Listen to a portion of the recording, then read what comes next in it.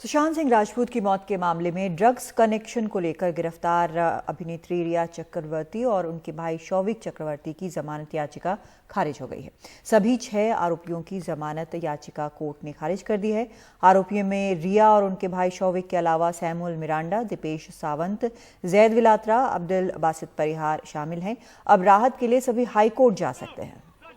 Drug इस्तेमाल के आरोपों की जांच कर रहे नारकोटिक्स कंट्रोल ब्यूरो ने रिया चक्रवर्ती को मंगलवार को गिरफ्तार किया था। इससे पहले उनसे 3 दिन तक पूछताछ की गई। रिया को बाद में भायखला जेल भेज दिया गया। इस मामले में कुल 10 लोग गिरफ्तार हुए हैं, जिनमें से 3 को बेल मिल चुकी है। एक अन्य आरोपी अनुज केसवानी अब भी एनसीपी के रिमांड में है।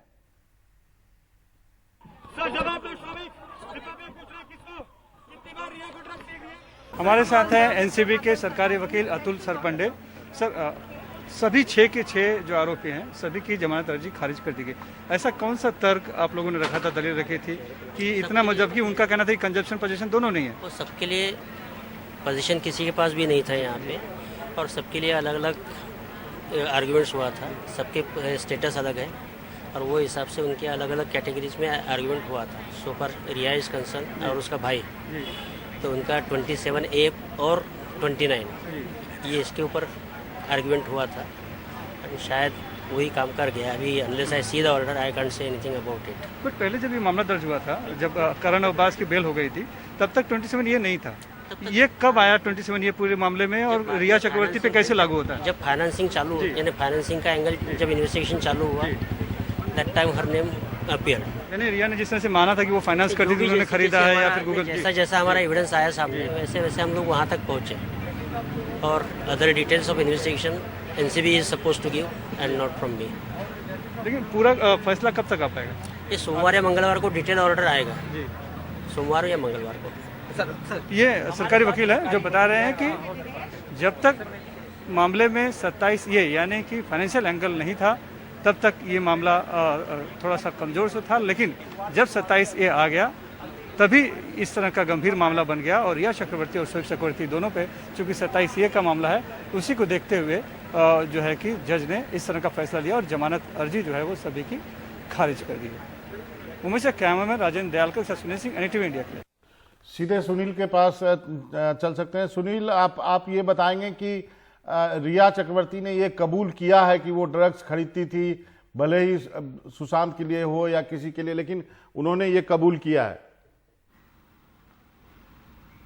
जी बिल्कुल, रिया चक्रवर्ती ने भी और साथ ही शौविक ने भी कबूल किया है कि वो ड्रग्स खरीदते थे, लेकिन जो भी किया है वो सुशांत के लिए किया है। रिया चक्रवर्ती के बारे में शौविक का ये बयान ये था कि, और सैमुअल मिरांडा का, कि ये पैसे को भी अरेंजमेंट करती थी और कौन सा ड्रग्स लेना है ये भी बताती थी। तो ये बात तो रिया ने भी माना है कि हाँ, वो सुशांत के लिए जो भी कर रही थी, सुशांत के लिए कर रही थी। तो उसमें कहीं कोई किसी तरह का विरोधाभास नहीं था।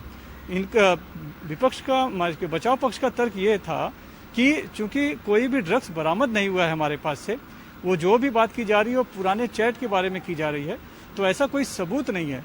और जहां तक 27A उनके ऊपर लगाया गया है, उसमें फाइनेंस एंगल और कॉमर्शियल की बात की गई है, तो ऐसा कुछ कॉमर्शियल जैसा कुछ हुआ ही नहीं है। तो फिर ये 27A बनता नहीं है, और 27A अगर बनता नहीं है तो उनको जमानत मिल जानी चाहिए, क्योंकि उसके बाद बाकी सब धाराएं जो है वो जमानती हैं।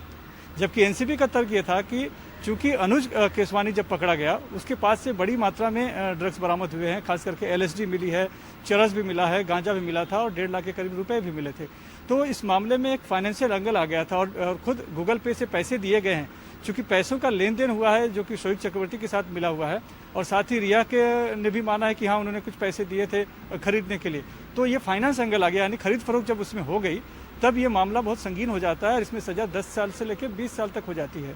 और इन्हीं लोगों से जोड़ के, 27A से जोड़ के अगर हम 29 की धारा को पकड़ लेते हैं, जो कि कॉन्स्पिरेसी के तहत आती है, तो सब कुछ मिल के कॉन्स्पिरेसी की तहत सब लोग कर रहे थे।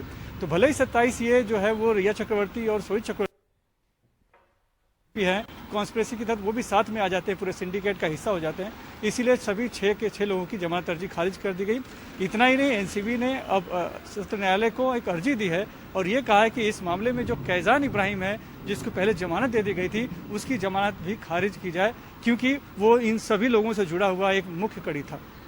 जी, बहुत शुक्रिया आपका सुनील इस पूरी जानकारी के लिए। तो ये अब मुश्किल खड़ी हो गई है इनके लिए, और देखते हैं कि आगे हाईकोर्ट जाने पर क्या असर होता है।